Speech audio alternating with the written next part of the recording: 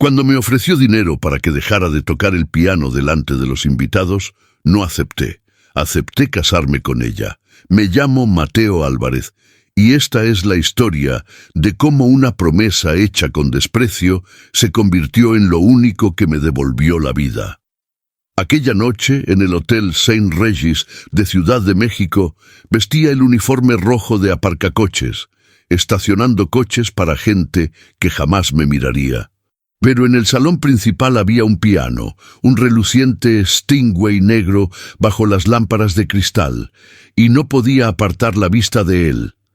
El eco de las conversaciones resonaba en el mármol mientras el perfume caro de las mujeres se mezclaba con el aroma del champán francés y las rosas blancas que adornaban cada mesa. Valentina Luján, la mujer más rica de México, me sorprendió mirándola fijamente. Vestía un elegante traje negro que brillaba bajo las luces y sus ojos oscuros me escrutaban con una mezcla de curiosidad y desdén. El mayordomo admira una obra de arte que jamás podrá tener, dijo en voz lo suficientemente alta para que todos la oyeran, y las risas resonaron en la sala como puñales. El corazón me latía con fuerza. Tenía la garganta seca, pero algo dentro de mí, algo que había permanecido muerto durante 3 años, despertó en ese instante.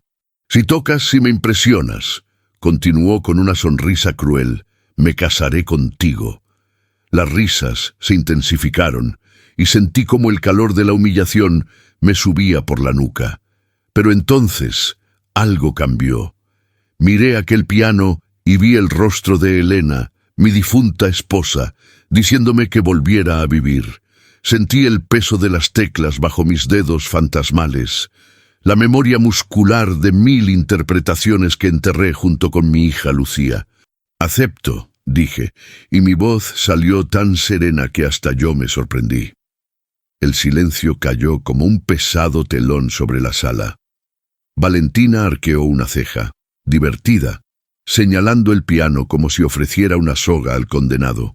Caminé hacia el instrumento, con las piernas temblorosas pero firmes. Me senté en el banco acolchado de terciopelo, ajustando mi postura como mi maestra me había enseñado a los 8 años. Cerré los ojos y respiré hondo. El olor a barniz, el silencio expectante, el peso de todas esas vidas ricas y vacías esperando para reírse de mí una vez más. Mis manos tocaron las teclas y toqué Clair de Lune de Debussy, la música que Elena pidió para nuestra boda. Cada nota emanaba de mi alma rota, reconstruyéndose ante aquellos que no merecían escuchar algo tan puro. El silencio que siguió fue distinto. Era el silencio de cuando ocurre algo sagrado y nadie se atreve a respirar. Terminé la última nota y dejé que se extinguiera lentamente en el aire perfumado de la sala. Al abrir los ojos, vi lágrimas que corrían por los rostros de mujeres adornadas con joyas millonarias, hombres poderosos con manos temblorosas sosteniendo copas vacías. Una mujer canosa de la primera fila se puso de pie primero, luego otra y otra, hasta que toda la sala se puso en pie, aplaudiendo con una intensidad que hizo temblar las lámparas de araña. Valentina estaba pálida, con los labios entreabiertos, y la arrogancia se le había evaporado del rostro como humo. Pero fue Sofía Mendoza, la crítica musical más respetada del país, quien rompió el trance. Se levantó de la mesa principal, con la mano sobre el corazón y los ojos muy abiertos, como si hubiera visto un fantasma. Su voz salió entrecortada, cargada de incredulidad y reconocimiento. Toda la sala se giró hacia ella, expectante. «Dios mío», susurró, pero el silencio amplificó sus palabras. «Es Mateo Álvarez, el niño prodigio del piano que desapareció hace 3 años. Si alguna vez lo has perdido todo y has tenido que resurgir de las cenizas, quédate conmigo hasta el final de esta historia. Comenta desde qué ciudad estás viendo esto y suscríbete al canal, porque necesitas saber cómo una promesa hecha con odio puede transformarse en redención». El nombre resonó en la sala como una bomba silenciosa y vi el pánico en los ojos de Valentina Luján. Sofía Mendoza permaneció de pie, con la mano temblorosa, señalándome como si fuera una aparición. Mateo Álvarez, repitió, ahora más alto. El niño prodigio que tocó con la Filarmónica de Viena a los 17, el pianista que rechazó contratos millonarios para quedarse en México con su familia. Se me hizo un nudo en la garganta al recordar a Elena embarazada de Lucía, pidiéndome que no viajara tanto, que eligiera el amor antes que la fama. Los flashes de las cámaras de los invitados empezaron a iluminar mi rostro como focos de interrogatorio. Valentina intentó recobrar la compostura, alisándose el vestido con manos temblorosas y forzando una sonrisa gélida. «Vaya, qué actuación tan encantadora», dijo con voz cortante, intentando romper la tensión. «Pero todos tenemos historias tristes, ¿no?» Sus ojos me desafiaron a contradecirla, a equiparar mi dolor con su hastío de multimillonaria. Pero no dije nada, solo me levanté del banco y caminé hacia ella con pasos medidos. Toda la sala contuvo la respiración, expectante ante el siguiente movimiento de esta partida de ajedrez pública. Me detuve a 1 metro de ella, lo suficientemente cerca como para ver las pequeñas arrugas alrededor de sus ojos que el maquillaje no podía ocultar del todo. «Hiciste una promesa delante de testigos», dije en voz baja, pero todos guardaron absoluto silencio. «Dijiste que te casarías conmigo si te impresionaba». Ella rió, pero fue una risa hueca y desesperada, como la de quien busca una salida a una habitación sin puertas. «Obviamente era una broma», respondió, pero su voz flaqueó al final. Fue entonces cuando Ricardo Molina, abogado corporativo y amigo de la infancia de Valentina, se levantó de la mesa principal. Era un hombre alto, vestido con un impecable traje gris, con esa mirada calculadora de quien ve contratos por todas partes. «Valentina», dijo con voz fría y profesional, «una promesa pública hecha ante más de 200 testigos, muchos de ellos grabando en vídeo, puede tener serias implicaciones contractuales, sobre todo teniendo en cuenta su cargo público como directora general de Empresas Luján». El ambiente se volvió más denso, cargado de una tensión eléctrica y del olor acre del miedo de Valentina mezclado con su perfume excesivamente caro. Buscó apoyo con la mirada, pero solo encontró ojos curiosos y teléfonos que grababan cada segundo de su humillación. Los periodistas ya tecleaban furiosamente en sus dispositivos y los hashtags surgían al instante. «No me lo puedo creer», me dijo, con un tono de auténtica desesperación en la voz. «¿Quieres dinero? ¿Cuánto? ¿50,000? ¿100,000 pesos?» Sus palabras me hirieron como bofetadas, pero no estaba allí por el dinero. Nunca lo había estado. Estaba allí porque algo dentro de mí necesitaba ver a esa mujer poderosa, sentir al menos una 10ª parte de lo que yo sentí cuando lo perdí todo. «No quiero tu dinero», dije, y mi voz sonó más fría de lo que esperaba. «Quiero que cumplas tu palabra, o que admitas delante de todos que las promesas de los ricos no valen nada». Vi el conflicto en su rostro, el orgullo luchando contra la lógica, la ira contra el miedo a la exposición pública. Los murmullos se hicieron más fuertes, las cámaras se multiplicaron, el momento se viralizó antes incluso de terminar. Sofía Mendoza sonrió discretamente en un rincón, reconociendo un espectáculo digno de primera plana. Valentina respiró hondo, enderezó los hombros y vi un cambio en su mirada. Tal vez aceptación, tal vez solo cálculo de daños. «Muy bien», dijo en voz alta para que todos la oyeran, recuperando parte de su autoridad. «1 mes. Tendrás 1 mes para demostrar que esto no es solo un plan bien urdido por un pianista acabado». Se acercó a mí, con sus ojos oscuros ardiendo con una promesa de venganza. «Pero te advierto, Mateo Álvarez, te arrepentirás de convertir mi vida en un circo. La sala estalló en destellos y exclamaciones, y por primera vez en 3 años sentí algo parecido a la victoria, aun sabiendo que acababa de entrar en una guerra sin armas. La noticia se viralizó en las redes sociales incluso antes de que saliera del hotel esa noche. El ballet millonario, el prodigio perdido que conquistó el corazón de hielo de Valentina Luján, titulaba El Universal. Mi rostro estaba por todas partes, fotos antiguas mías con peinados elaborados y sonriendo en escenarios europeos, contrastando fuertemente con mi imagen actual con el uniforme rojo de ballet.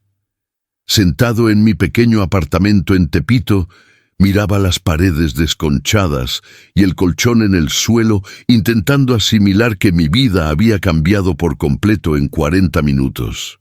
El olor a comida de mi vecino se colaba por la fina pared, y el sonido de sirenas lejanas rompía el silencio de mi confusión. Mi teléfono vibraba sin cesar con llamadas de números desconocidos, periodistas, productores, curiosos. Lo apagué y fui al cajón donde guardaba las únicas fotos que quedaban del incendio. Elena sonriendo en nuestra boda, Lucía, de 2 años, jugando en el parque, las dos juntas aquella última mañana antes del accidente. Pasé los dedos por sus rostros, desgastados por tantas veces que los había tocado en esos 3 años. Perdóname, susurré a las imágenes. No sé si hago esto por ti o por rabia. Las lágrimas brotaron, pero eran distintas a las que derramaba cada noche. Estas ardían con algo que podía tener un propósito. El teléfono volvió a sonar a las 6 de la mañana, y esta vez contesté. Era Ricardo Molina, el abogado. Señor Álvarez, tenemos que hablar de los términos de este acuerdo, dijo con la voz cautelosa de quien desactiva bombas. Quedamos en vernos en un café de Polanco, el barrio más rico de México, donde claramente no encajaba. Me duché con agua fría, me puse la única camisa impecable que tenía y tomé el metro abarrotado mientras pensaba en cómo la gente a mi alrededor no tenía ni idea de que compartían espacio con el hombre que estaba en todas las noticias.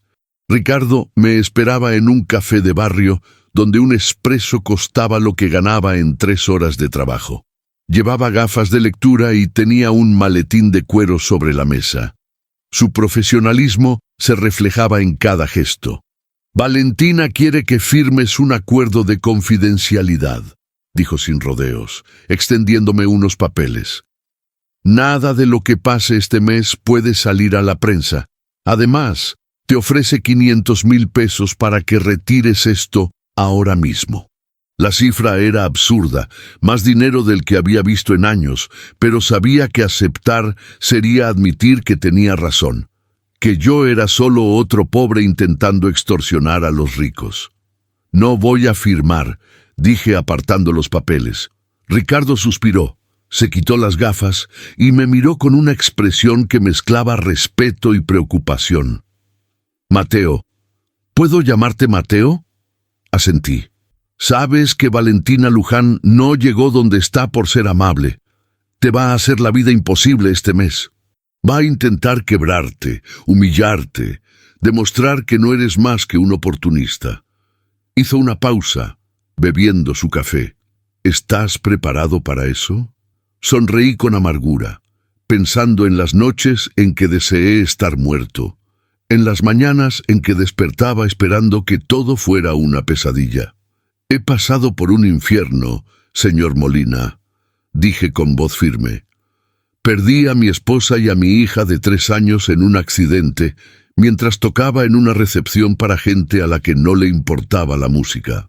He pasado los últimos 3 años aparcando coches para la misma clase de gente que antes me ovacionaba. Valentina puede hacer lo que quiera. No hay nada que pueda quitarme que no me haya quitado ya. Ricardo me miró fijamente durante un largo rato y vi algo cambiar en su expresión, como si por fin comprendiera que esto no se trataba de dinero ni de fama. Se trataba de un hombre que necesitaba sentir que aún existía. Guardó los papeles, tomó otro sobre y lo deslizó sobre la mesa. Aquí tienes las llaves del ático. Valentina te ha dicho que te mudes hoy. Un coche te recogerá a las 3. Se levantó, se acomodó el traje, pero antes de irse, se giró con una expresión casi paternal. Una última cosa, Mateo. Valentina perdió a su padre hace 6 meses en circunstancias que nunca comentó públicamente. Esa mujer que ves en los periódicos con toda esa coraza de hielo. Hizo una pausa significativa. También está sobreviviendo a su propio infierno. Recuérdalo. Sus palabras resonaron en mi cabeza mientras desaparecía entre la multitud de Polanco, y por primera vez me pregunté qué clase de demonios encontraría tras esos ojos oscuros. El ático en Polanco era un mausoleo de cristal y hormigón suspendido en el 20º piso. Entré con mi única maleta, maltrecha, y el contraste fue tan marcado que casi me reí. Yo, que había vivido en 30 metros cuadrados de moho y esperanza, ahora rodeada de 400 metros cuadrados de lujo vacío. Los suelos eran de mármol blanco italiano. Las paredes de cristal de suelo a techo ofrecían una vista panorámica de la ciudad que parecía una maqueta iluminada. Pero no había fotos, ni plantas, ni ningún toque personal que indicara que allí vivía alguien. El silencio era tan profundo que podía oír mi propia respiración resonando en los minimalistas pasillos. Valentina estaba en la sala, de espaldas a mí, mirando por la ventana con una copa de vino blanco en la mano. Vestía pantalones de vestir y una blusa de seda gris, con el cabello recogido en un moño perfecto. «Tus reglas», dijo sin volverse, con una voz controlada y fría como el aire acondicionado que mantenía la habitación a 20 grados exactos. «Duermes en la habitación de invitados del pasillo este. No entres en mi despacho. No toques el piano de la sala de música. No me hables a menos que sea absolutamente necesario». Cada palabra era un muro que se levantaba entre nosotras. Ladrillos de rechazo y hormigón de desprecio. Finalmente se giró, y bajo la luz natural de la tarde pude ver mejor su rostro. Había tensión en su mandíbula, ojeras disimuladas con un corrector caro, una fragilidad que su postura militar intentaba ocultar. «Esto no es un cuento de hadas, Álvarez», continuó, caminando hacia un bar empotrado en la pared y sirviendo más vino con manos que temblaban casi imperceptiblemente. «Dentro de 29 días te irás de aquí exactamente como llegaste, solo e irrelevante. Me aseguraré de que cada puerta que intentes abrir en el mundo de la música clásica se cierre para siempre». Su amenaza debería haberme asustado, pero lo único que sentí fue lástima por ella. «¿Por qué?», pregunté, y mi pregunta la tomó por sorpresa. «¿Por qué me odias tanto?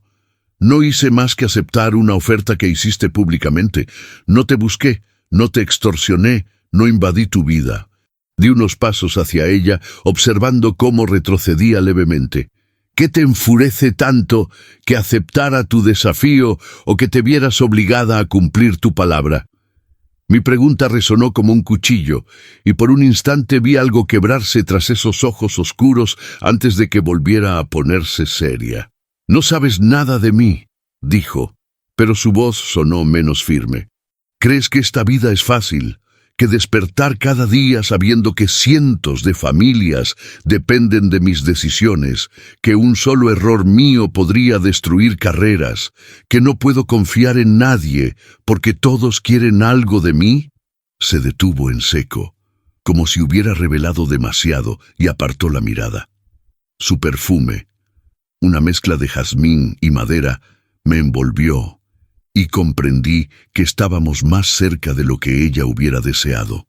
«Entraste en mi vida como un virus, Álvarez, y no voy a dejar que me contagies con tus ilusiones de redención romántica».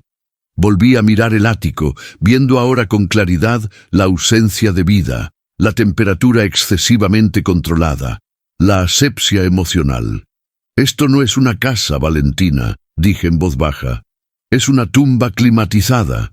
Construiste una prisión de lujo y te encerraste dentro, creyendo que te protegería de tu humanidad.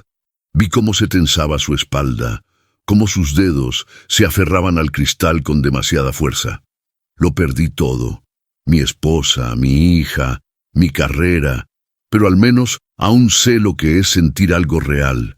Tú lo tienes todo, y elegiste no sentir nada. Mi crueldad fue quirúrgica, pero necesaria. Se giró lentamente, y lo que vi en su rostro me sobresaltó. No era ira, era reconocimiento. Termina de deshacer la maleta y aléjate de mí, dijo con la voz quebrada, saliendo de la habitación a paso ligero. Oí un portazo arriba, y luego volvió el silencio, ahora más denso. Me acerqué a la ventana donde había estado antes, contemplé la ciudad iluminada abajo. Millones de vidas transcurrían simultáneamente, mientras nosotras dos, en medio de todo, estábamos completamente solas.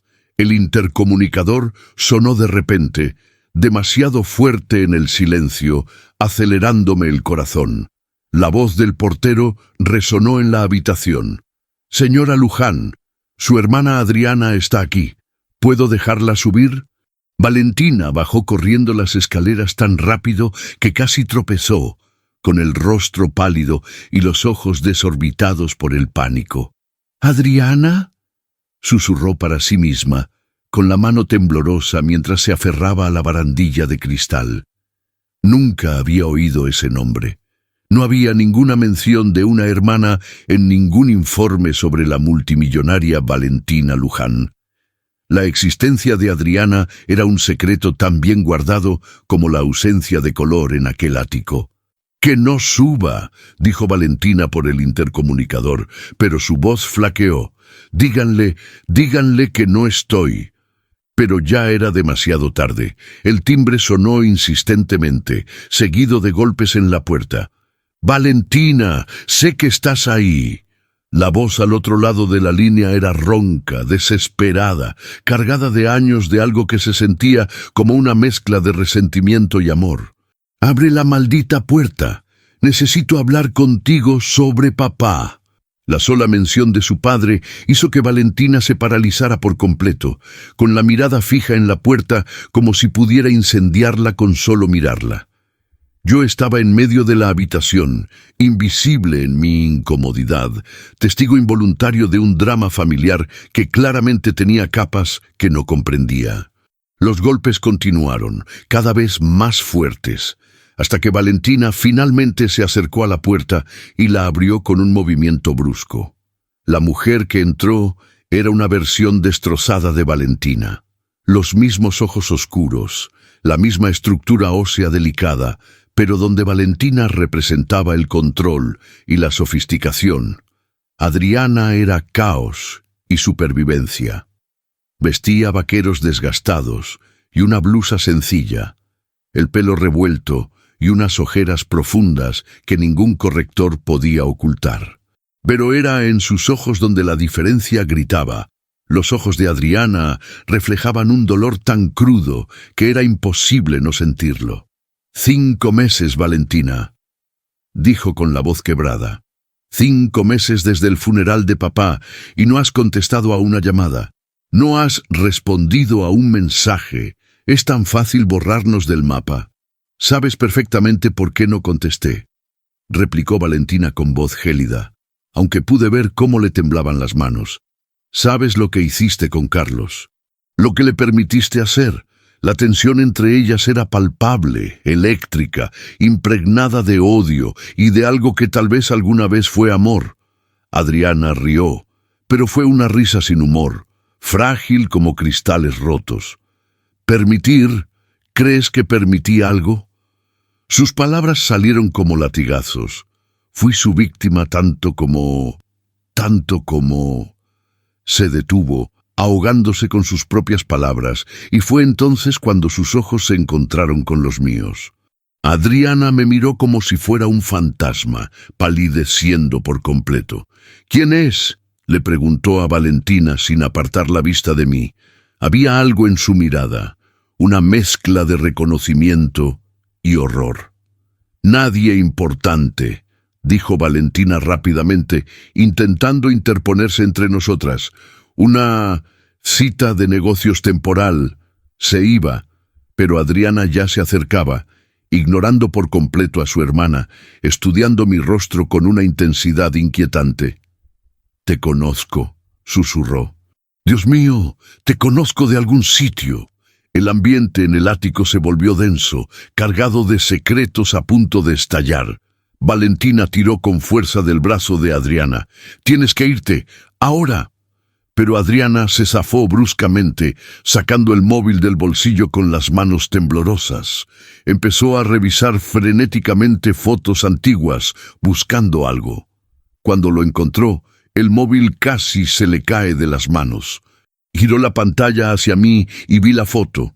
Un coche destrozado, retorcido como metal abollado, con manchas oscuras que podrían ser de aceite o sangre en el asfalto.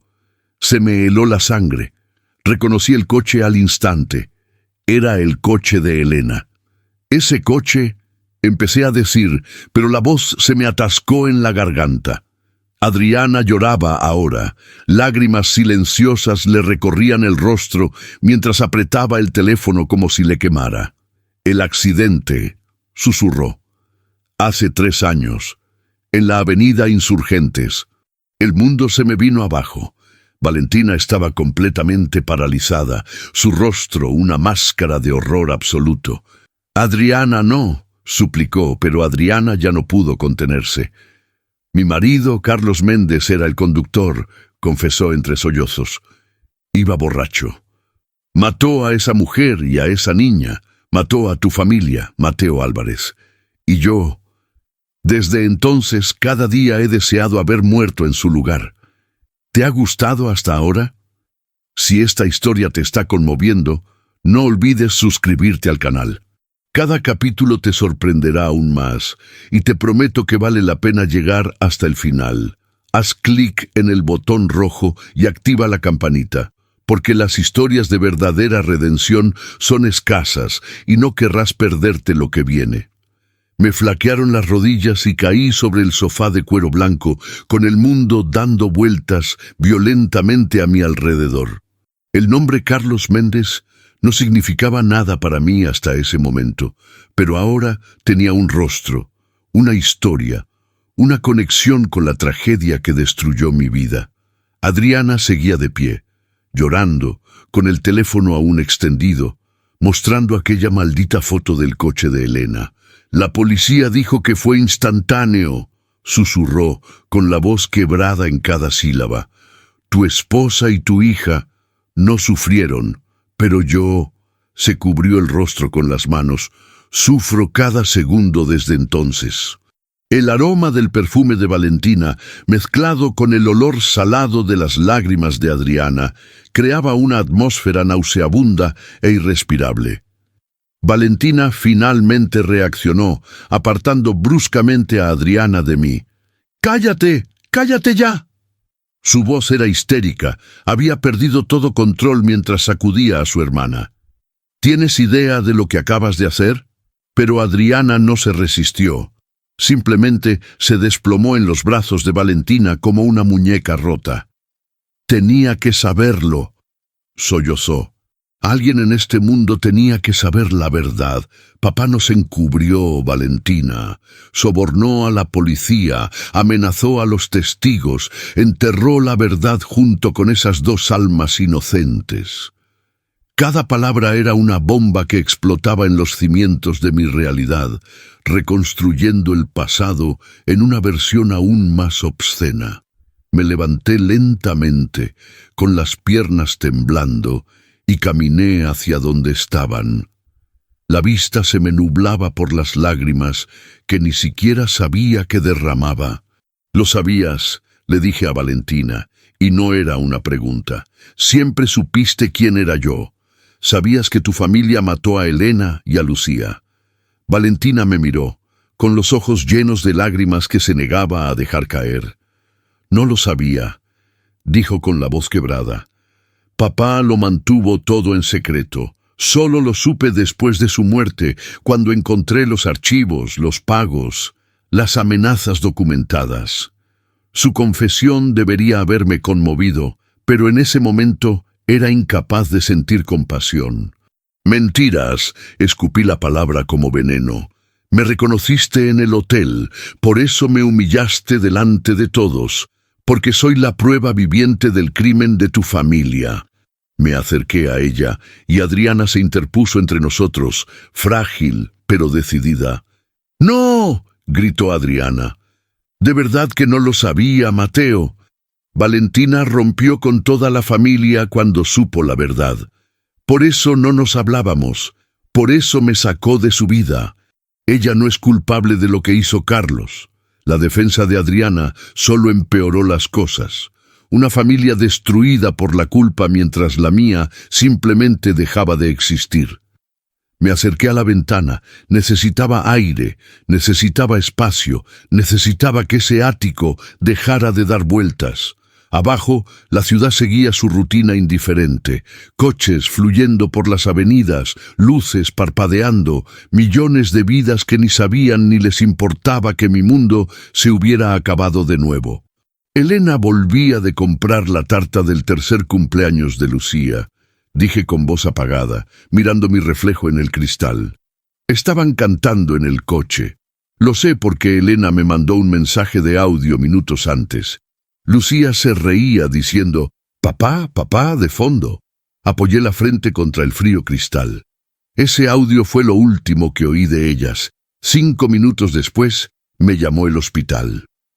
Valentina se acercó lentamente, como si se tratara de un animal herido.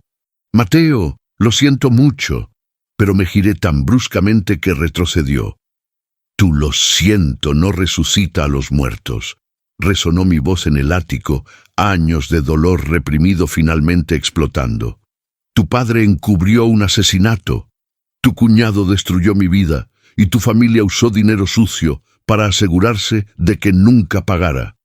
Y ahora quieres que acepte un «lo siento», como si significara algo. Temblaba, con los puños apretados. Las lágrimas corrían libremente por mis mejillas. Adriana cayó de rodillas sobre el suelo de mármol, sollozando. «Lo siento, lo siento, lo siento», repetía como una plegaria rota. «¿Dónde está?», pregunté con una calma casi peligrosa. «¿Dónde está Carlos Méndez ahora?». El silencio que siguió fue absoluto.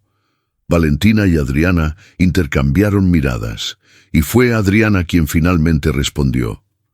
«Murió», dijo tan bajo que casi no la oí. «Hace 2 años, cáncer de páncreas. Sufrió durante meses, gritando de dolor, suplicando morfina, pero los médicos no podían dársela porque el alcohol le había destrozado el hígado». Levantó la vista, y había algo enfermizo en su mirada. «Lo cuidé hasta el final, Mateo. Lo vi deteriorarse, lo vi implorar perdón en su delirio. Eso tiene que significar algo, ¿verdad?». Su pregunta desesperada quedó suspendida en el aire sin respuesta, porque no había redención posible para esa verdad. «Tu familia mató a la mía», dije entre dientes, mirando fijamente a Valentina. «Ahora estoy atrapado 1 mes viviendo con ustedes. Tengo un sentido del humor retorcido». La noche cayó sobre el ático como un pesado telón, pero nadie encendió las luces. Permanecimos en la oscuridad. Valentina en la sala, Adriana aún arrodillada en el suelo y yo en el balcón respirando el frío aire de la ciudad. El silencio solo se rompía por los sollozos ocasionales de Adriana y el zumbido lejano del tráfico. Mi mente luchaba por asimilar que el hombre que había matado a mi familia estaba muerto, que la venganza, que ni siquiera sabía que deseaba, ya no era posible. No quedaba nadie a quien odiar, nadie a quien enfrentar, solo 2 mujeres destrozadas por la culpa de un hombre muerto. El viento helado de la altura me azotaba el rostro, pero no me moví. Valentina finalmente encendió una lámpara y la tenue luz reveló su rostro. maquillaje corrido, ojos rojos, toda la coraza de hielo derretida, dejando solo a una mujer exhausta. «Adriana, tienes que irte», dijo con voz ronca. «Ya has hecho suficiente por esta noche». Pero Adriana negó con la cabeza, se puso de pie con dificultad y se apoyó contra la pared. «¿Suficiente? Nunca será suficiente. Esa mujer, esa chica, me atormentan cada noche, Valentina. Veo sus rostros en el espejo, en los escaparates, en los ojos de cada niño que veo en la calle». Se limpió la cara con el dorso de la mano, dejando rastros de rímel. «Por eso vengo aquí, porque necesito que alguien más cargue con este peso conmigo». «Siempre he cargado con este peso», respondió Valentina en voz baja, y por primera vez oí algo sincero en su voz. «¿Crees que no lo sé? ¿Que no pienso en ellos cada vez que me subo a un coche? ¿Que no me pregunto si la fortuna de la empresa se construyó sobre sangre?» Caminó hacia la barra, pero esta vez no se sirvió vino. Simplemente se quedó allí, sosteniendo la botella como si necesitara algo sólido en lo que apoyarse. Papá lo confesó todo antes de morir. Me hizo prometer que cuidaría de ti, que mantendría la empresa a flote, que no dejaría que el escándalo destruyera a 1000 familias que dependen de Empresas Luján. Su voz se quebró. Pero no me dijo que el pianista destrozado seguía vivo, aparcando coches a 5 kilómetros de aquí. Salí al balcón, mis pasos resonando en el mármol. Ambos se volvieron hacia mí como si hubieran olvidado momentáneamente que estaba allí. «No quiero cargar con vuestras preocupaciones», dije. Cada palabra me costaba un mundo. «No quiero cargar con vuestra culpa, no quiero ser parte de vuestra redención. Quiero...» Me detuve, dándome cuenta de que ya no sabía qué quería. Venganza contra un muerto. Justicia 3 años tarde.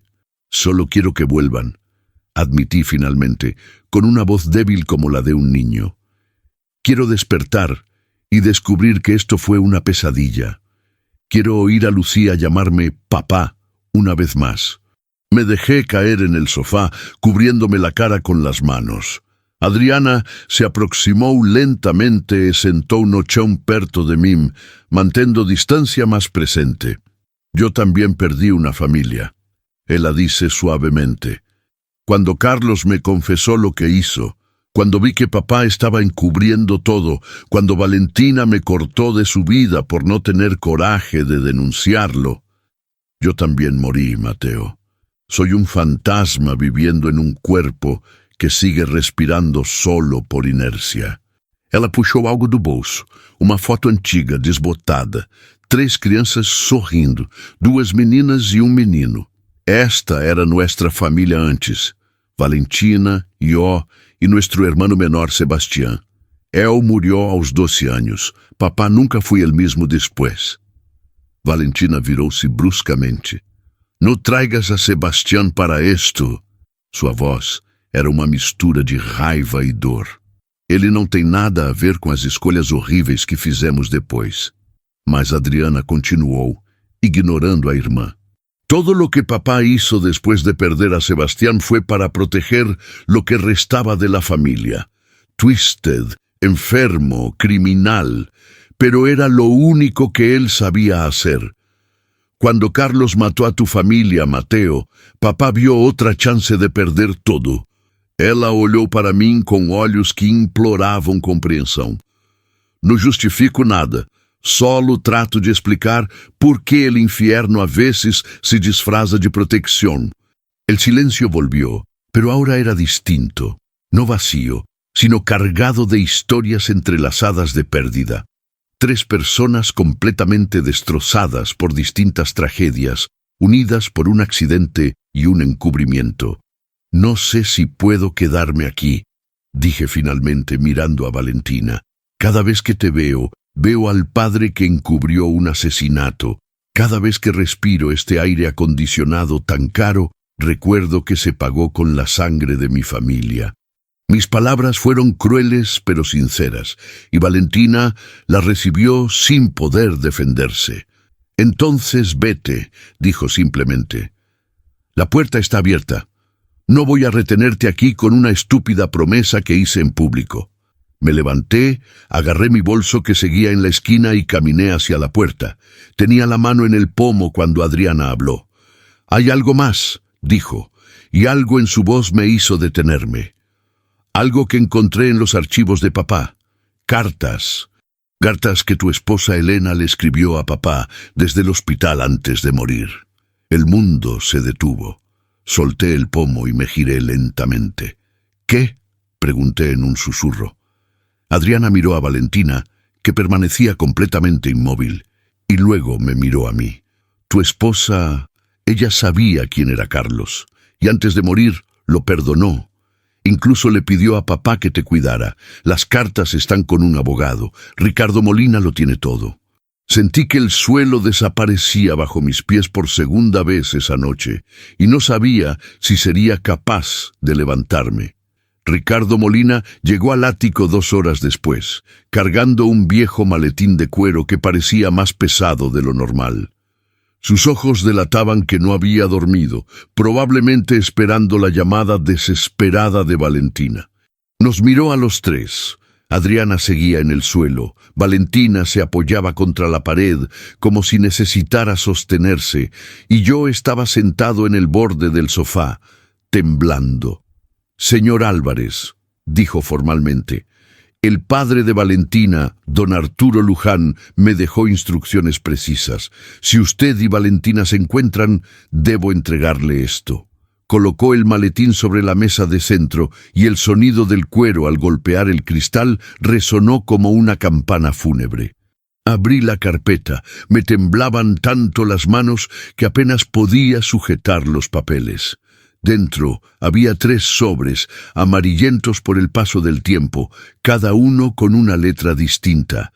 El primero tenía la mía, la delicada letra inclinada de Elena, que reconocería en cualquier parte. Tan solo tocar el papel me hizo llorar. Lo abrí despacio. El sobre se desmoronó un poco por los bordes y empecé a leer. «Mi querido Mateo», comenzaba la carta, fechada 2 días después del accidente, escrita con letra temblorosa. «Si estás leyendo esto, significa que no sobreviví. Significa que ahora estoy con Lucía y que tú estás solo. Perdóname por dejarte».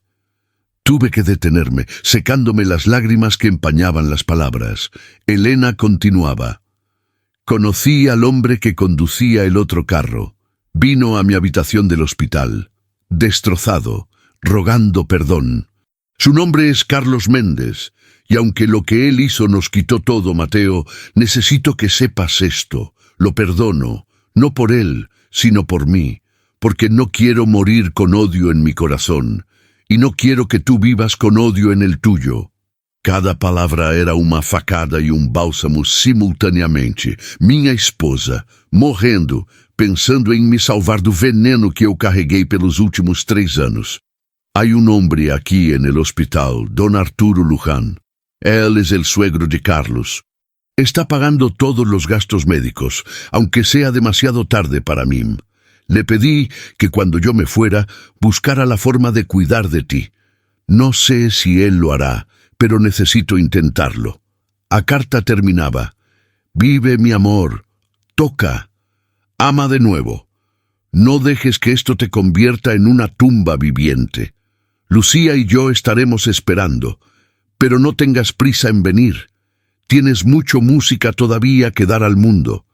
Te amo más allá de la muerte. Elena». Dobrei a carta cuidadosamente, colocando-a contra meu peito como se pudesse absorver o amor dela através do papel. Ninguém no penthouse se moveu. O silêncio era sagrado. Depois de longos minutos, peguei o segundo envelope. Este tinha a letra forte e angulosa de Don Arturo Luján. «A quem pueda concernir», a carta começava, formal, mas quebrada. «Pagué el funeral de Elena y Lucía Álvarez de forma anónima. Pagué sus deudas. Intenté encontrar a Mateo Álvarez para cumplir la promesa que le hice a una madre moribunda, pero él desapareció.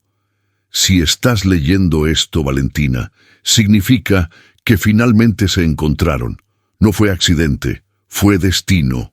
Valentina soluçou atrás de mim, e Ricardo colocou uma mão em seu ombro. A carta continuava. He construído un império, pero lo construí sobre decisiones que me persiguen. Encubrí un crimen, protegí a un asesino, y en el proceso perdí a mis hijas. Si Mateo y tú se encontraran, Valentina, no lo dejes ir. Él es bueno, ella lo dijo, y tú necesitas bondad en tu vida tanto cuanto él necesita humanidad de vuelta. A terceira carta era enderezada diretamente a mim, na mesma letra de Don Arturo. Mateo Álvarez, no espero perdón. No lo merezco, pero tu esposa me miró a los ojos en su lecho de muerte y me pidió dos cosas: cuidar de ti y algún día reconciliar mi familia rota. No pude hacerlo primero mientras estuve vivo.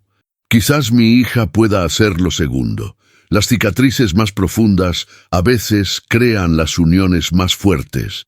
En Japón lo llaman kintsugi, reparar cerámica rota con oro, haciendo la pieza más valiosa por haber sido quebrada.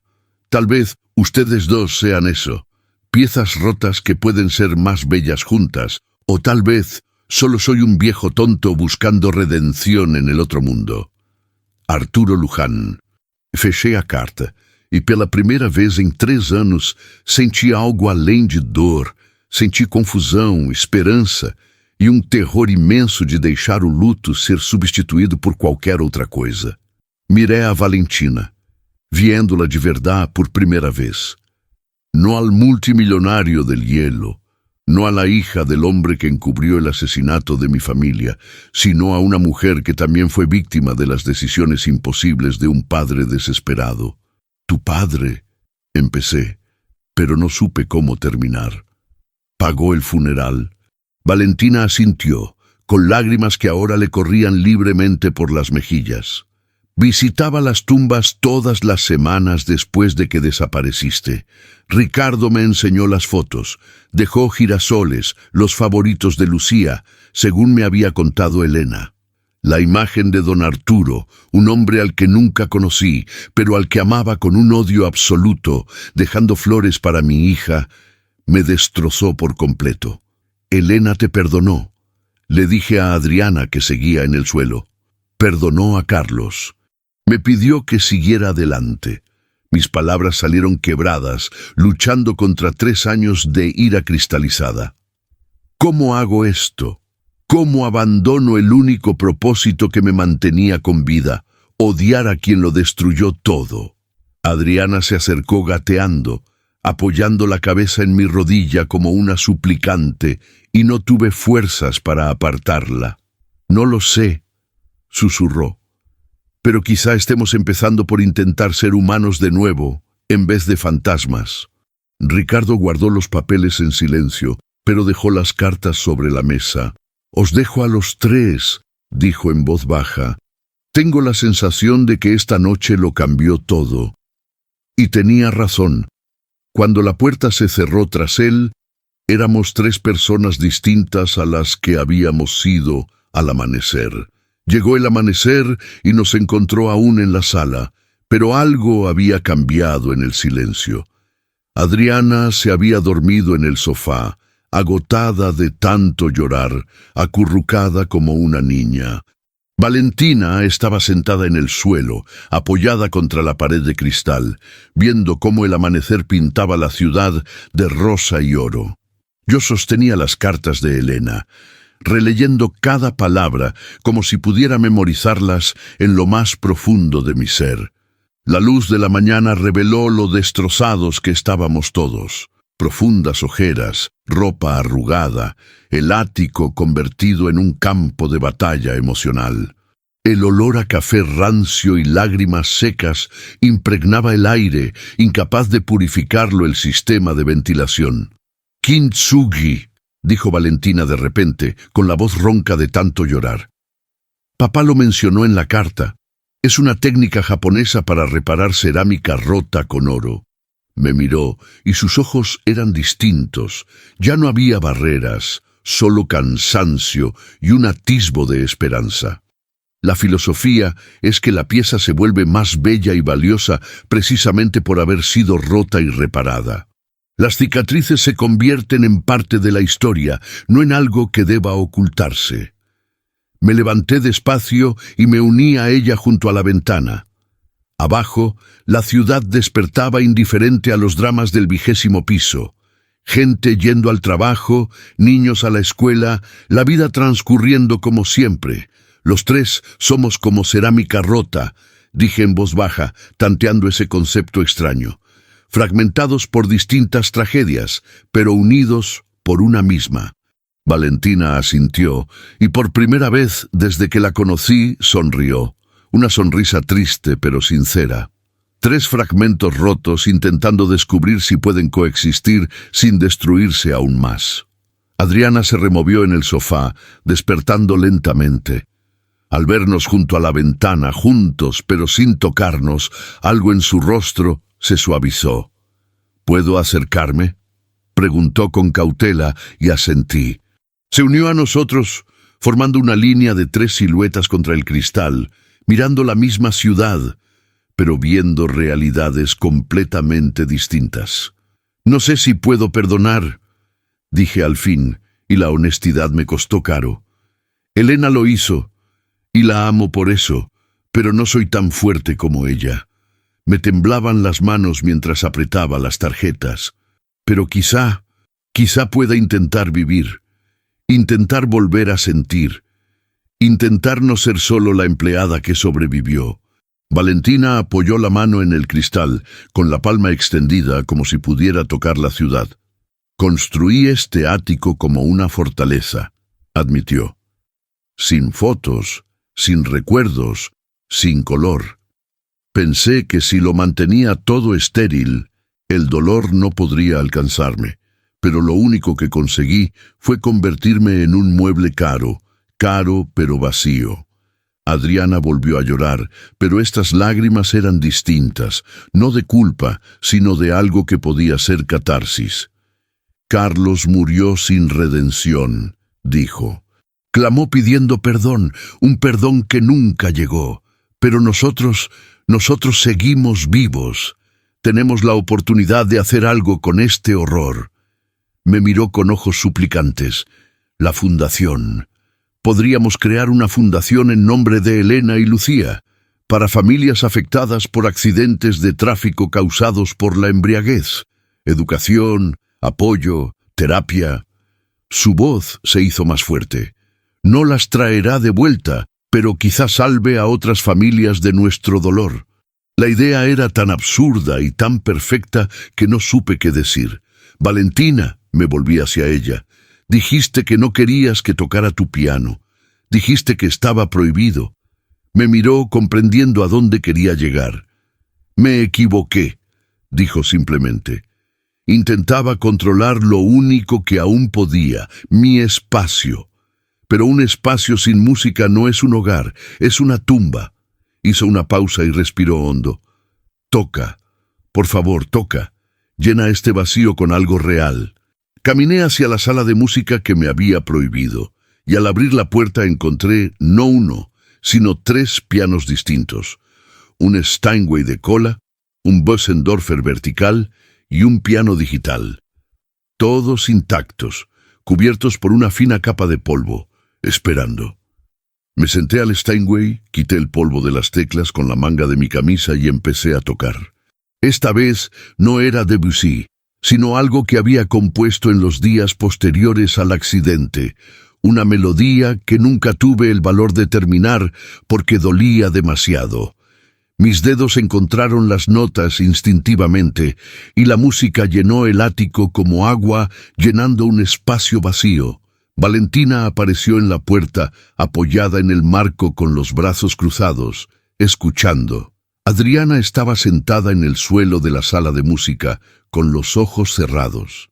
La música hablaba de lo que las palabras no podían, de la pérdida y la esperanza, de la ira y el perdón intentando coexistir, de 3 almas rotas buscando la manera de ser valiosas en lugar de desechadas. Cuando terminé, el silencio que siguió fue denso, no vacío. El teléfono de Valentina sonó, demasiado fuerte para el momento sagrado, y ella miró la pantalla, pálida. «Es Leonardo Cortés», dijo, y su tono indicaba que el nombre significaba algo importante. «Él es... Era el investigador privado de papá. Dice que tiene información urgente sobre el accidente, información que acaba de descubrir». Me miró pidiendo permiso en silencio. Asentí, porque en ese momento ninguna verdad más podía quebrarme más de lo que ya lo estaba. Valentina contestó y puso el altavoz. La voz de Leonardo era profunda, cautelosa. «Señora Luján, señor Álvarez, hay algo más que necesitan saber sobre el accidente. Algo que don Arturo me pidió que nunca revelara, pero ahora que ambos están juntos, creo que tienen derecho a saber toda la verdad. Las historias de redención no se dan de la noche a la mañana, y este viaje apenas comienza a revelar sus capas más profundas. Si te emociona cada palabra, cada revelación, suscríbete al canal para no perderte el próximo capítulo, porque la verdad completa aún no se ha contado, y necesitas estar aquí cuando finalmente salga a la luz. Leonardo Cortés llegó en 40 minutos. Un hombre de 50 años con canas y ojos que habían visto demasiado. Llevaba un maletín marrón desgastado y caminaba con la solemnidad de quien guarda secretos por profesión. Nos sentamos a la mesa. Valentina, Adriana, yo y Leonardo a la cabecera, como un juez a punto de dictar sentencia. El sol de la mañana entraba a raudales por los ventanales panorámicos, pero la luz parecía insuficiente para lo que estaba por venir. Leonardo abrió lentamente el maletín y sacó informes médicos, fotografías de la escena del crimen y documentos con el sello oficial de la policía, todos marcados como presentados por orden judicial. «Don Arturo me contrató para investigar el accidente a fondo», comenzó Leonardo con voz profesional, pero había compasión en sus ojos cuando me miró. No para encubrirlo, ya lo había hecho, sino para saber exactamente qué destruyó Carlos Méndez aquella noche. Quería cada detalle, cada segundo. Era como si necesitara cargar con todo el peso para justificar su crimen de encubrimiento. Me extendió un informe médico. «Señor Álvarez, tengo que decirle algo que le resultará imposible escuchar. Pero don Arturo me hizo prometerle que si usted y Valentina se volvían a encontrar, lo sabría todo». Tomé el informe con las manos temblando incluso antes de leerlo. El informe era de la doctora Patricia Ramírez, quien atendió a Elena en el hospital. Mis ojos recorrieron las palabras clínicas hasta que se detuvieron en una frase. La paciente tenía aproximadamente 8 semanas de embarazo al momento del impacto. El feto no sobrevivió a las lesiones internas. El papel se me cayó de las manos. El mundo se tambaleó. Elena estaba embarazada, esperábamos otro hijo y yo no lo sabía. La habitación me dio vueltas violentamente y sentí que Valentina me agarraba del brazo. Era lo único que me impedía caer de la silla. «No», fue lo único que pude decir. «No, no, no». Adriana se tapó la boca con las manos. Las lágrimas ya le corrían por las mejillas. Leonardo continuó, con la voz quebrada por la emoción, respetuoso. «Elena lo sabía», dijo en voz baja. «Hay anotaciones en su historial médico que indican que descubrió el embarazo 3 días antes del accidente. Iba a contártelo el día del cumpleaños de Lucía. Sacó otra foto, una ecografía borrosa pero visible de una semana antes del accidente. Un puntito en la pantalla oscura que sería mi hijo o hija, que ahora tendría 5 años, que nunca respiró, nunca tuvo nombre, nunca existió fuera del vientre de Elena. El sonido que salió de mí no era humano, era primitivo, desgarrador, dolor en forma sonora. Valentina me abrazó instintivamente y me derrumbé contra ella, sollozando con tanta violencia que todo mi cuerpo se estremeció. Carlos Méndez no mató a 2 personas esa noche. dijo Leonardo con la voz quebrada. Mató a 3. Una esposa, una hija de 3 años y un bebé que nunca llegaría a nacer. Cerró la carpeta incapaz de continuar. Adriana se había puesto de pie y estaba apoyada contra la pared, respirando con dificultad, como si le hubieran dado una patada en el estómago. «¿Por qué no me lo dijeron?», le gritó a Leonardo. «¿Por qué papá se lo guardó para sí mismo?». Leonardo respondió con un cansancio infinito. Porque don Arturo pensaba que algunos horrores eran demasiado grandes incluso para confesarlos. Cargó con esto solo durante 3 años, Adriana. Este conocimiento lo mató tanto como el cáncer. La revelación nos golpeó como ácido, corroyendo cualquier ilusión de que ya habíamos tocado fondo. Me levanté con dificultad, empujando a Valentina con suavidad pero con firmeza. Caminé hasta el balcón, abrí la puerta de cristal y sentí el viento frío de la altura. Me flaquearon las rodillas y caí allí mismo sobre el hormigón helado del balcón, 20 pisos por encima de la ciudad indiferente. «3», susurré al viento. «Mató a 3, Elena, Lucía y...».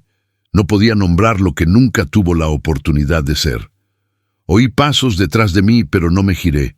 Era Valentina. Se sentó a mi lado en el hormigón frío, sin decir nada, simplemente presente. Tras un largo silencio, habló. «Mi padre cargó con esto hasta el último día. Me dijo en su lecho de muerte que había pagado 3 funerales, no 2.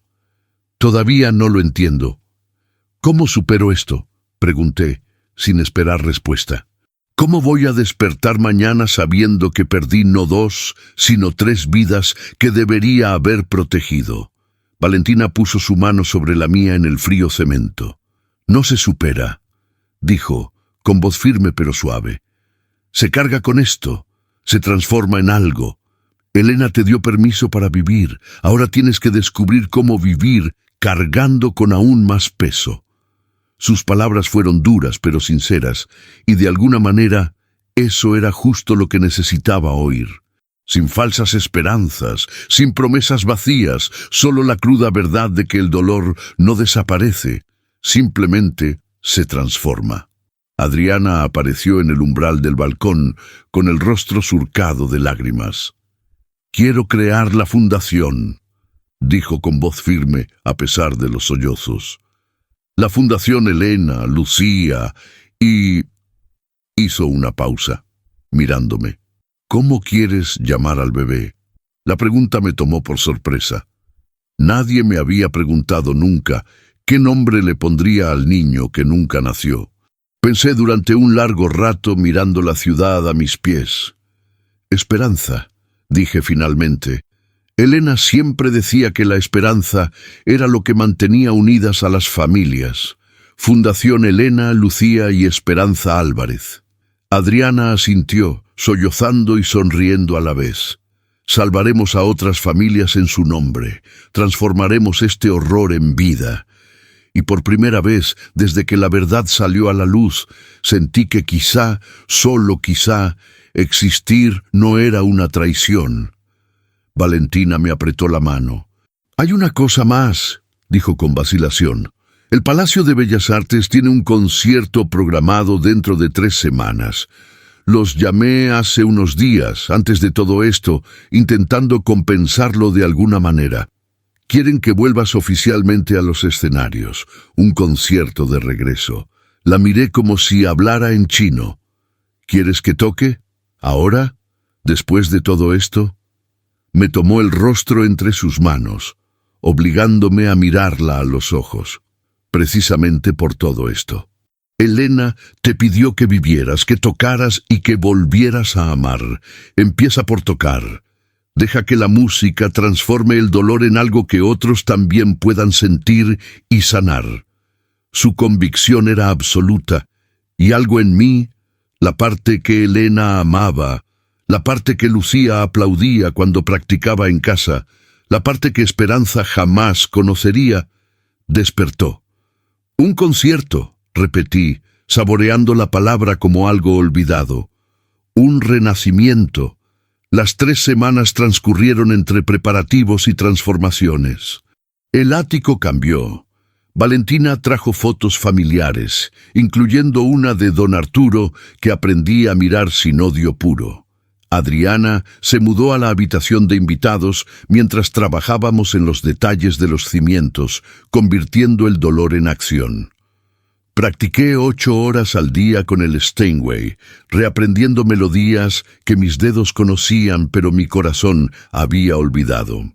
La Ciudad de México seguía su rutina tras los ventanales, pero dentro del 20º piso, 3 almas rotas intentaban algo imposible: reconstruir no lo que fue, sino algo nuevo a partir de los fragmentos. El aroma del café reemplazó el vacío. Risas ocasionales resonaron en los pasillos antes silenciosos, y la música, siempre música, llenó los espacios que la arquitectura minimalista había dejado muertos. Llegó la noche del concierto con una claridad aterradora. El Palacio de Bellas Artes estaba abarrotado. 1.600 personas que habían acudido a ver si el prodigio desaparecido aún conservaba su magia o si se trataba simplemente de una triste historia que intentaba revivir glorias pasadas. Entre bastidores, llevaba un smoking que Valentina había insistido en comprarme, sintiéndome fuera de lugar con un atuendo formal después de años vistiendo uniforme de ballet. Me temblaban las manos, no por miedo escénico, sino por algo más profundo, el temor de que Elena, Lucía y Esperanza me estuvieran observando desde algún lugar, juzgando si honraba su memoria o la profanaba. Adriana estaba conmigo entre bastidores, tomándome de la mano, y Valentina se había acercado al público, sentándose en primera fila junto a Sofía Mendoza y Ricardo Molina. «Tú puedes», susurró Adriana, apretándome la mano antes de que subiera. «Están contigo, lo siento». Asentí, incapaz de hablar, y caminé hacia el escenario. Se abrió el telón y el silencio que cayó era denso, expectante. 1.600 pares de ojos observándome, 1.600 historias individuales convergiendo en ese instante. Me senté al piano de cola Steinway, en el centro del escenario, envuelto por las cálidas luces, y por un segundo me transporté a todos los escenarios donde había tocado antes. Viena, Berlín, Nueva York, siempre con Elena en primera fila, y luego con Lucía en su regazo. Ahora, en primera fila estaba Valentina, y eso era extraño, ¿verdad? Y doloroso a la vez. Comencé a tocar sin anunciar la pieza.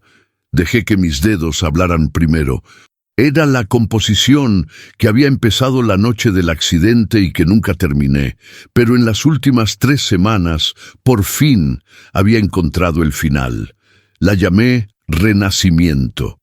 La música empezó con notas graves y disonantes que representaban el accidente, la pérdida, la desesperación de despertar en un mundo donde las personas que amas simplemente han dejado de existir. El ritmo era quebrado, caótico, reflejando los 3 años de supervivencia mecánica. Podía oír cómo la gente del público respiraba más despacio, adentrándose en el mundo emocional que estaba construyendo nota a nota. Valentina tenía los ojos cerrados, las lágrimas corrían silenciosamente por su rostro perfectamente maquillado. La música evolucionó, encontrando momentos de claridad en medio del caos, que representaban las cartas de Elena, su perdón. La revelación de que el amor podía existir incluso después de la muerte. Las notas comenzaron a dialogar entre sí, la disonancia transformándose lentamente en armonía. Sudaba, no por el esfuerzo físico, sino porque estaba volcando 3 años de dolor reprimido en cada acorde. El público permanecía en absoluto silencio, y algunos no pudieron contener las lágrimas. Sofía Mendoza lo grababa todo con su teléfono, con manos temblorosas, consciente de que estaba presenciando algo histórico. La música representaba a Adriana, Valentina, don Arturo. a todos nosotros siendo reconstruidos por el Kintsugi, rotos, pero unidos por hilos dorados que eran el perdón, la redención y la decisión consciente de seguir adelante. El clímax de la pieza fue una explosión de notas rápidas y brillantes que no representaban la felicidad, sino la aceptación. La aceptación de que Elena, Lucía y Esperanza formarían parte de mí para siempre, no como heridas abiertas, sino como cicatrices doradas que me completaban, no me disminuían. Las notas finales fueron suaves, susurradas, como una plegaria o una despedida. Toqué el último acorde y dejé que resonara por todo el teatro, desvaneciéndose lentamente hasta que volvió el silencio. Ese silencio duró 3 segundos que parecieron una eternidad, y entonces el público estalló en júbilo, todos de pie, aplaudiendo con una intensidad que hacía vibrar el suelo, algunos gritando, muchos llorando abiertamente. Me levanté del banco e hice una profunda reverencia, pero al alzar la vista busqué a Valentina. Estaba de pie, aplaudiendo con los brazos en alto, el rostro manchado de rímel, y por primera vez desde que la conocí vi una sonrisa genuina transformar por completo su expresión. Algo pasó entre nosotras en ese instante: reconocimiento, gratitud y algo más peligroso que no estaba preparada para nombrar. El público continuó aplaudiendo sin cesar hasta que el director del Palacio de Bellas Artes subió al escenario y me ofreció un micrófono. Dudé, pero lo acepté. Mi voz resonó en el teatro. Esta pieza es para Elena, Lucía y Esperanza Álvarez, pero también es para Valentina Luján, quien me enseñó que volver a ser humana era posible. El público aplaudió aún más fuerte y vi a Valentina cubrirse el rostro con las manos, con los hombros temblando por los sollozos. Sofía Mendoza se puso de pie y gritó: «El pianista invisible por fin se dejó ver». Y la multitud respondió con más aplausos.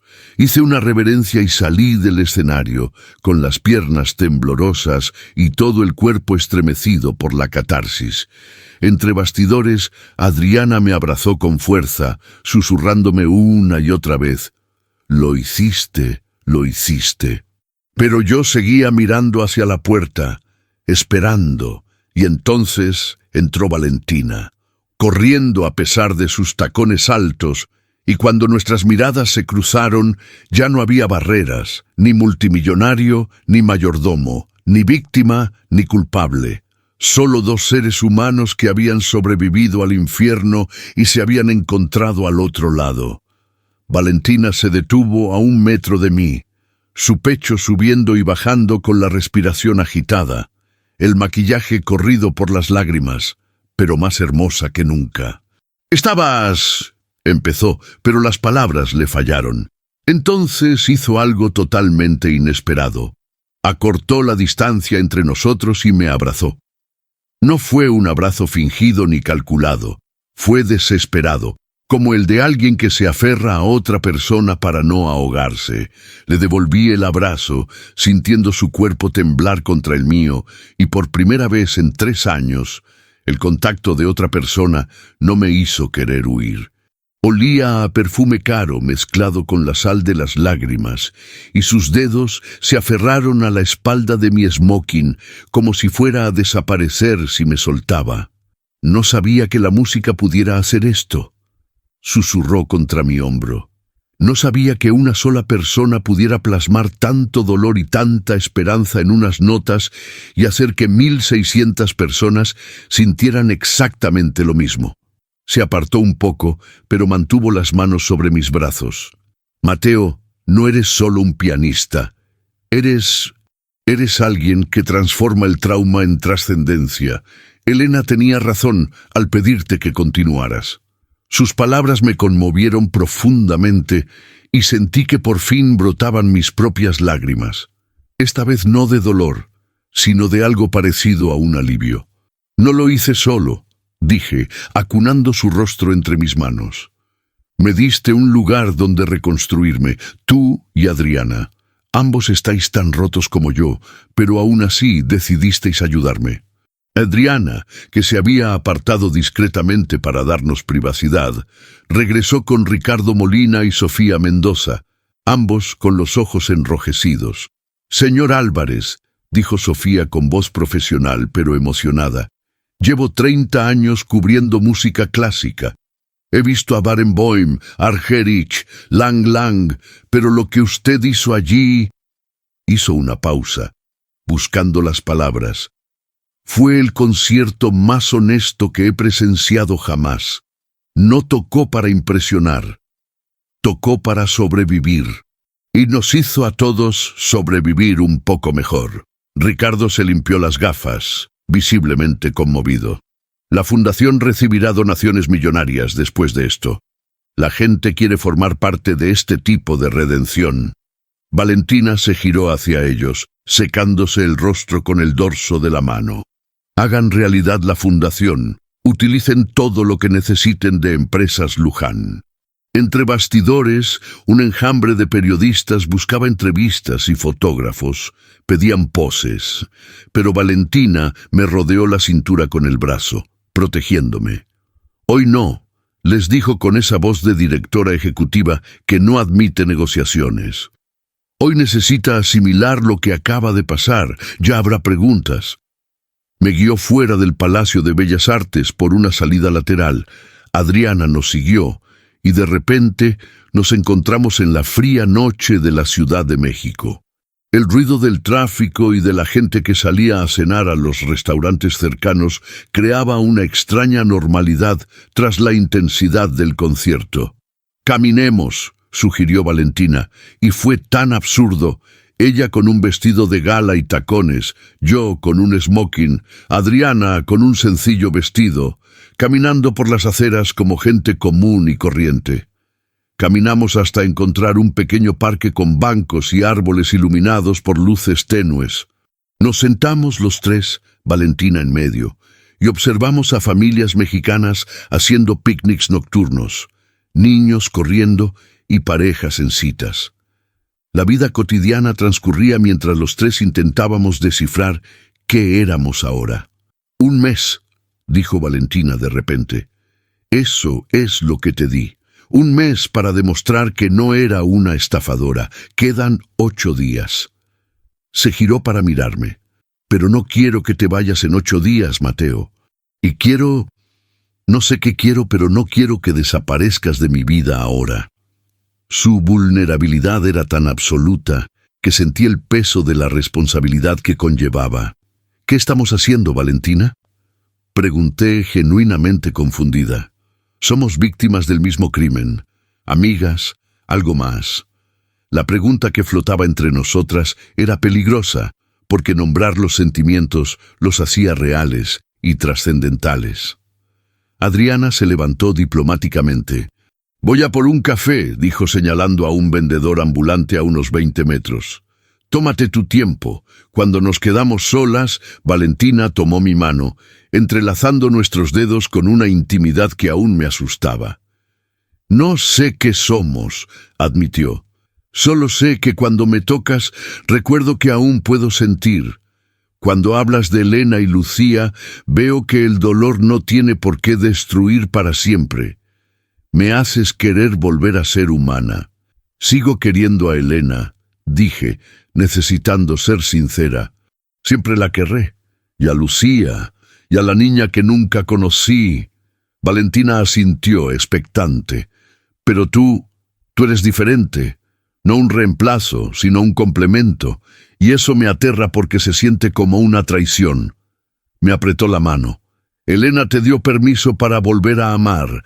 Lo escribió. Y yo...» respiró hondo. «No te pido que olvides. Te pido que me dejes ser parte de tu vida reconstruida, con todas las cicatrices doradas que ambas llevamos». Su analogía con el kintsugi fue perfecta, y por primera vez pude imaginar un futuro que no fuera solo supervivencia, sino algo que pudiera parecerse a la vida. Adriana regresó con 3 cafés horribles de un vendedor ambulante y brindamos con nuestros vasos de plástico. Por la Fundación Elena, Lucía y Esperanza, dijo Adriana, y por 3 almas rotas que decidieron sanar juntas. Bebimos el café malo bajo los árboles del parque y por un momento absurdo y perfecto, solo éramos 3 personas existiendo sin peso, sin pasado, sin dolor, solo el presente. Valentina apoyó la cabeza en mi hombro y la dejé. Adriana nos sonrió, reconociendo algo que yo aún temía aceptar. ¿Y ahora qué?, le pregunté al universo. Valentina respondió, ahora hemos convertido esta historia en realidad, día a día, cicatriz a cicatriz. ¿Estás lista? La miré, a los ojos que habían sido de hielo y ahora eran de fuego, al rostro que había sido una máscara y ahora era humano, y asentí. Estoy lista, pero vayamos despacio. Todavía estoy aprendiendo a caminar de nuevo. Ella sonrió. Devagar está perfecto. Tengamos el resto de nuestras vidas. Suscríbete al canal y activa las notificaciones, porque las historias que llegan al corazón son escasas. Comenta desde dónde nos ves y compártelo con alguien que necesite creer que es posible volver a empezar, incluso después de haberlo perdido todo. 6 meses después me encontraba en el mismo Palacio de Bellas Artes, pero esta vez no como pianista, sino entre el público, asistiendo a la primera gala de la Fundación Elena, Lucía y Esperanza Álvarez. El teatro estaba repleto de familias que habían perdido a seres queridos en accidentes de tráfico causados por conductores ebrios, y en el escenario se proyectaban 3 enormes fotografías. Elena sonriendo en nuestra boda, Lucía en su segundo cumpleaños, y una imagen creada por un artista que imaginaba a Esperanza, una bebé con los ojos de Elena y mi nariz. Valentina estaba a mi lado, con un sencillo vestido azul que jamás se habría puesto 6 meses atrás, sujetándome la mano con firmeza. Adriana estaba en el escenario, nerviosa pero decidida, a punto de hablar sobre prevención y educación en materia de conducción bajo los efectos del alcohol. Gracias a todos por estar aquí, comenzó Adriana, con la voz temblorosa pero cada vez más segura. Esta fundación existe porque 3 vidas se perdieron demasiado pronto, porque un hombre, mi esposo, tomó decisiones egoístas que destruyeron no solo una familia, sino varias, incluida la mía. El público guardó absoluto silencio, presenciando una confesión pública de culpa, algo poco común. Pero a partir de este horror, decidimos crear algo. Educación para jóvenes sobre los peligros de conducir ebrio. Apoyo terapéutico para las familias sobrevivientes. Becas con el nombre de las víctimas. No podemos traer de vuelta a los muertos, pero podemos honrarlos salvando a los vivos. Me miró entre el público y asentí con la cabeza en señal de apoyo. Valentina me apretó la mano, orgullosa de su hermana. Tras el discurso de Adriana hubo un espectáculo, pero no fui yo quien tocó. Fue un grupo de jóvenes músicos de comunidades desfavorecidas a quienes Valentina había reclutado y a quienes había otorgado becas completas para conservatorios. Interpretaron piezas que yo había elegido, pero la interpretación fue suya, fresca y llena de vida, esa que solo los jóvenes que aún no han experimentado una verdadera tragedia pueden transmitir. Miré a mi alrededor en el teatro y vi esperanza, en padres que habían perdido hijos pero que aún luchaban por encontrarle sentido al mundo, en hermanos huérfanos que intentaban imaginar futuros, en viudas y viudos que descubrían que tal vez la soledad no era el final. El aroma de flores frescas, girasoles, las favoritas de Lucía, inundaba el teatro. Valentina las había traído, pues ahora llevaba girasoles a las tumbas cada semana. Después del evento, las 3 fuimos al cementerio Panteón Francés, donde descansaban Elena, Lucía y, simbólicamente, Esperanza. Era ya tarde, y la luz dorada del atardecer pintaba las lápidas color ámbar.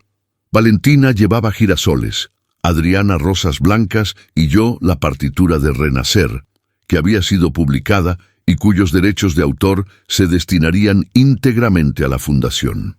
Nos arrodillamos ante las lápidas que ahora ostentaban 3 nombres: Elena María Álvarez, 1985-2022, Lucía Elena Álvarez, 2019-2022, y Esperanza Álvarez, nunca nacida, jamás olvidada. Descubrí que don Arturo Luján había grabado el nombre de Esperanza en la lápida un mes antes de morir, un acto de redención del que nadie, salvo el sepulturero, fue testigo. «Hola, mi amor». Empecé a hablarle a Elena como siempre, pero esta vez con Valentina a mi lado. «Te he traído a alguien». «Bueno, ya la conoces de alguna manera si estas cartas significan lo que creo que significan.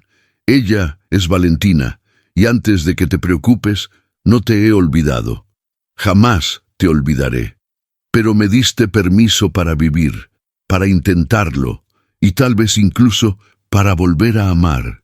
Se me quebró la voz. «Espero que estés orgullosa de la fundación. Adriana está salvando vidas en nombre de Lucía y Esperanza». Valentina renovó toda su empresa. Ahora cada empleado tiene un nombre, no un número. La dignidad ya no es negociable. Me sequé las lágrimas. Y estoy volviendo a tocar. No por fama, sino porque me lo pediste, porque creíste que aún tenía música dentro de mí. Valentina posó su mano sobre la mía, sobre el frío mármol de la lápida.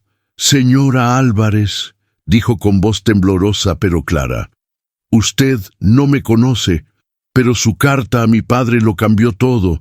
Perdonó cuando no era necesario. Vio humanidad donde solo había crimen. Gracias a eso encontré a Mateo. Gracias a eso reencontré a mi hermana. Gracias a eso aprendí que ser rico no significa nada si no eres humano». Hizo una pausa. «Yo lo cuidaré, no como usted lo hizo. Nadie puede reemplazar eso, sino a mi manera, con todos mis defectos y mi complicado pasado. Se lo prometo». Sus palabras eran un juramento, y sentí que algo dentro de mí por fin se aflojaba. La culpa de seguir adelante. Adriana se acercó colocando con cuidado las rosas blancas. «Lucía, perdóname por el monstruo al que llamé esposo», susurró. «Tu risa debería estar llenando un parque ahora mismo, no silenciada en una tumba. Pero te juro que cada niño que salvemos a través de esta fundación llevará consigo un pedacito de tu alegría». Se besó los dedos y tocó el nombre de Lucía grabado en mármol. «Y Esperanza, mi sobrina a la que nunca conocí, fuiste la revelación final que nos rompió y nos reconstruyó. Gracias por existir, aunque solo fuera como una idea, solo como un amor que nunca se realizó. Siempre serás parte de esta familia». Los 3 permanecimos allí en silencio, mientras el sol se ponía y las sombras se alargaban entre las tumbas. «Kintsugi», dije de repente mirando a Valentina y Adriana. «Somos cerámica rota reparada con oro. Las grietas no han desaparecido. Aún puedo recorrerlas con los dedos cada mañana al despertar». Me toqué el pecho, sobre el corazón. «Pero el oro de ustedes 2, de Elena dándome permiso, de Lucía y Esperanza enseñándome que el amor no caduca, de don Arturo cargando con la culpa hasta convertirla en redención. Ese oro me hace más valiosa que antes de romperme». Valentina sonrió entre lágrimas. «Somos cerámica rota reparada con oro», dijo en voz baja. Le devolví la sonrisa. Una sonrisa sincera que no me costó mucho fingir. «Kintsugi». Adriana completó el círculo, colocando sus manos sobre las nuestras. «Kintsugi. Y eso es más hermoso que la perfección misma. Salimos del cementerio cuando la noche había caído por completo, pero antes de irnos me volví hacia ella por última vez. Gracias, Elena, por todo, por quererme, por Lucía, por Esperanza, por darme permiso para no morir contigo. Te quiero, siempre te querré, pero ahora también viviré. Las palabras flotaron en el aire frío de la noche, y por un segundo absurdo sentí una brisa cálida rozar mi rostro a pesar del frío, como si alguien me hubiera dado un beso de despedida en la mejilla. Valentina vio cómo cambiaba mi expresión y no preguntó.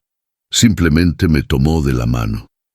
Las tres caminamos de regreso al coche, y por primera vez en 3 años y medio, miré al futuro y vi algo más allá de la oscuridad. Vi una posibilidad. Vi música. Vi a 2 mujeres rotas que se convirtieron en mi familia inesperada. Vi kintsugi, la belleza de las cicatrices, el oro en las grietas, la promesa de que romper no es el final, sino el comienzo de algo más valioso que nunca. Esta fue la historia de Mateo, Valentina y Adriana, 3 almas que aprendieron que la redención no borra el pasado, sino que lo transforma en algo que puede sostener el futuro. Si esta historia te conmovió tanto como a mí al contarla, suscríbete al canal, activa las notificaciones y deja un comentario. ¿Cuál fue el momento que más te emocionó? Y recuerda, tus propias cicatrices también pueden ser valiosas. Solo necesitas decidir seguir adelante, un día a la vez. A veces, el mayor acto de valentía no es ganar, sino simplemente elegir despertar mañana y volver a intentarlo. Gracias por acompañarme hasta el final. Hasta la próxima historia.